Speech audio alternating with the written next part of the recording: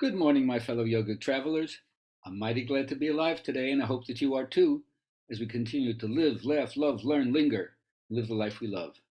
Today and this week, we're doing our Dharma talks from my breakfast nook. I've been dispossessed from my the normal shooting place where I go, but this is where we are. So, again, everything is a symbol. So, when you get the message, hang up the phone. All right, today's Monday. It's my poetry day. This was given to me by a friend from New Hampshire, Juno Lamb. I hope you're listening out there. I want to honor you for this beautiful poem called Getting the Hang of It.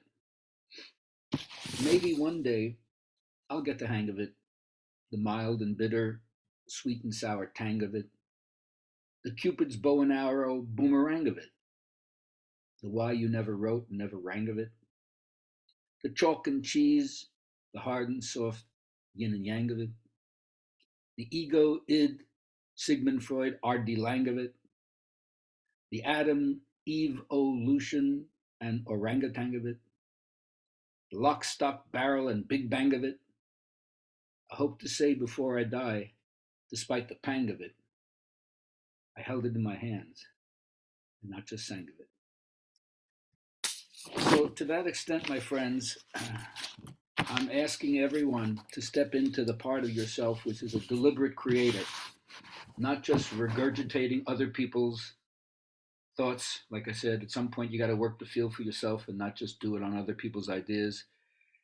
If you would have all that you consider good flow into your experience, then the way that you practice the path of least resistance, which is what I call the leading edge path of creativity, is you recognize that you are both a transmitter and a receiver, and you have to align yourself with the frequency that you want to receive. Like tuning a radio, if you want to get the music on 98.7, but your tuner is tuned to 107.3, it ain't gonna work. So this is like I call it alignment. And this is why I'm always saying that you have to choose the thoughts that lead you towards the positive emotions, that lead towards joy. One of the four abodes of Brahma is called mudita, sympathetic joy. Not only find the good things in your life, but when you see anything happen to anybody else that's good, enjoy that. Don't be lost in your own personal afflictions that you can't take a moment to be happy that other people are getting a break in any way. Now, I know that I keep saying that it's important to meditate or sit in silence or reflect, whatever you want. And I know that a lot of time that what's going on in your mind seems like it's insult after insult. But we're not just going to do this in our mind.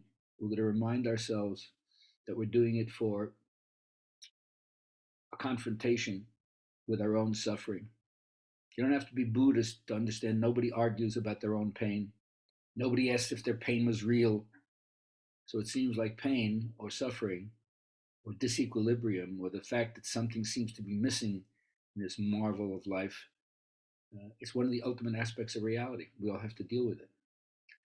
Now, one way of learning how to deal with it is what we can say, what's your purpose? One image is like we're sled dogs and we have no sled to pull. But that's what we're all about. We need a load. We need a responsibility. We need a purpose. We need to do something. Otherwise, we feel like we're lost. So the question is, what kind of load do we have to put?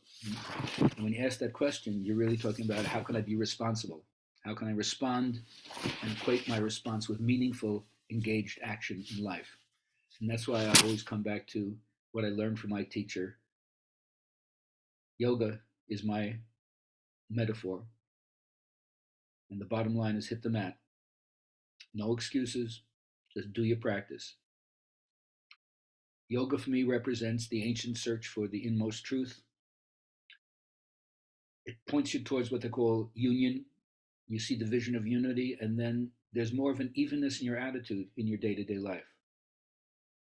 As you practice, the skill arises by itself. Skill to do comes in the doing. And they tell you that to achieve this union or to realize it, because it's already there, but we don't see it, you have to make your mind quiet, still your mind. And if your body's fidgety, it creates vrittis or waves in the mind. So if you want to cross that frontier and find the stillness in the mind that will help you see more clearly your own thoughts, your own emotions, and your own spiritual depth, then hit the mat and remember, as my teacher says, who I'll be talking about all this week, the body is my temple, and my asanas or my postures are my prayers. Have a lovely week. Enjoy whatever you're doing, especially Thanksgiving. If you don't speak to me or hear one of my Dharma talks before then, I hope you find that there's a lot to be grateful for, even in the midst of the troubled world.